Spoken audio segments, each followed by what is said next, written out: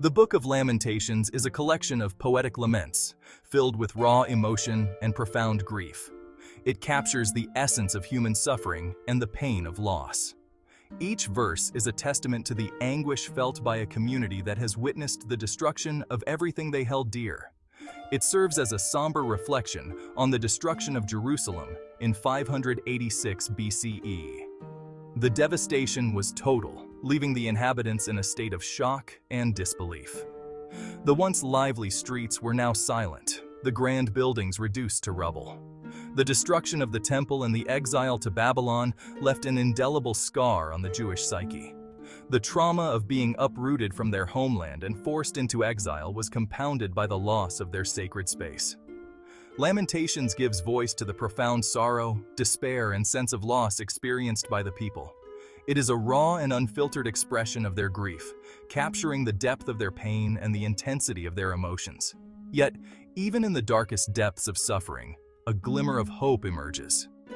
Amidst the ruins and the sorrow, there is a flicker of hope, a belief that healing and restoration are possible. The book's purpose is twofold. It serves as a cathartic outlet for the raw, unfiltered grief of a people who have lost everything. The act of lamenting is a way of processing the trauma, of coming to terms with the loss, and finding a path towards healing. Lamentations reminds us that even when God seems distant, His love and faithfulness endure. It is a message of hope and faith, encouraging us to hold on to the belief that better days are ahead. Chapter 1 describes the city in mourning, personifying Jerusalem as a widow. The loneliness and desolation of the city are palpable, reflecting the deep sorrow of its people. Chapter 2 focuses on the loneliness and desolation of the city, emphasizing the profound sense of abandonment felt by its inhabitants. Chapter 3 is a personal lament, expressing the intense anger of God. It delves into the personal anguish and the struggle to find meaning amidst suffering. Chapter 4 offers a glimpse of hope amidst despair, suggesting that even in the darkest times, there is a possibility for renewal and restoration. Chapter 5 is a prayer for mercy and restoration, a heartfelt plea for God's intervention and the return of better days. The final chapter, Chapter 5, finds hope in the midst of suffering, emphasizing the resilience and faith of the people. It is a testament to their enduring spirit and unwavering belief in a brighter future. Chapter 1 sets the stage for the book's outpouring of grief. It paints a vivid picture of a city that was once full of life and vibrancy, now reduced to a shadow of its former self. Jerusalem, once a vibrant city teeming with life, is now a desolate widow, abandoned and alone. The markets, the celebrations, and the lively streets are all but memories now. The streets are empty, and her enemies mock her suffering. The once proud city now lies in ruins, with only the echoes of laughter and the whispers of past glories remaining. The imagery is stark and heart-wrenching. The poet uses powerful metaphors to convey the depth of Jerusalem's despair, likening her to a grieving widow, her tears flowing endlessly. The poet personifies Jerusalem as a weeping woman, her tears flowing like a river. This powerful image captures the overwhelming sorrow and the sense of abandonment that pervades the city. This chapter emphasizes the theme of loneliness.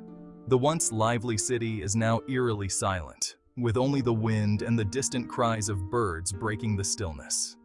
Jerusalem, once the heart of the Israelite nation, is utterly isolated. The grandeur of its past stands in stark contrast to its present desolation. Her allies have abandoned her, and she is left to face her suffering alone. The sense of betrayal and abandonment is evident, adding to the city's profound sense of loss. The depth of her sorrow is palpable, reflecting the profound sense of loss felt by the people. The poet's words resonate with the pain and anguish of a city that has lost everything. The chapter ends with a plea for God to see her affliction and remember her plight. It is a cry for help, a desperate call for divine intervention in the face of overwhelming despair. This opening chapter sets the tone for the rest of the book, immersing the reader in the raw emotions and the stark reality of Jerusalem's suffering. It is a powerful reminder of the fragility of human existence and the devastating impact of loss and abandonment. Chapter 2 shifts focus to the source of Jerusalem's suffering, God's anger. The poet paints a vivid picture of divine wrath and its consequences. Jerusalem's destruction is a direct consequence of her sin and unfaithfulness. The city's inhabitants turned away from their covenant with God, engaging in practices abominable in His sight. God, once a protector, has become an enemy, tearing down the city He once cherished. The imagery depicts God as a warrior against His own people, dismantling the structures He helped build. The language is vivid, depicting the horrors of the siege and the brutality of the Babylonian conquerors. The streets are now scenes of chaos and despair. The temple, a place of worship, is now rubble, signifying the severance of the spiritual connection between the people and their God. The destruction extends to private lives. Homes that once provided shelter are now in disrepair, reflecting the broken state of the community. The once sacred city is now a wasteland, a testament to the consequences of sin. The desolation serves as a reminder of the cost of disobedience. Despite the bleakness, there's a glimmer of hope in the acknowledgement of God's justice. The suffering is a form of divine correction, meant to bring the people back to righteousness. This recognition paves the way for repentance and restoration.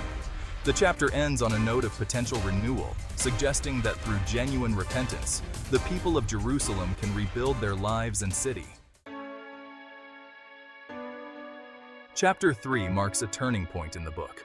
While the previous chapters focused on lament and sin, Chapter 3 introduces hope. The poet describes his own suffering and despair. He feels abandoned by God and overwhelmed by grief. Yet, even in his darkest hour, he clings to belief in God's mercy and faithfulness. He recalls God's past acts of love and draws strength from the knowledge that God's compassion never fails. This chapter highlights the importance of hope, even in overwhelming despair. It reminds us that even when we feel alone, God is with us, offering comfort and strength.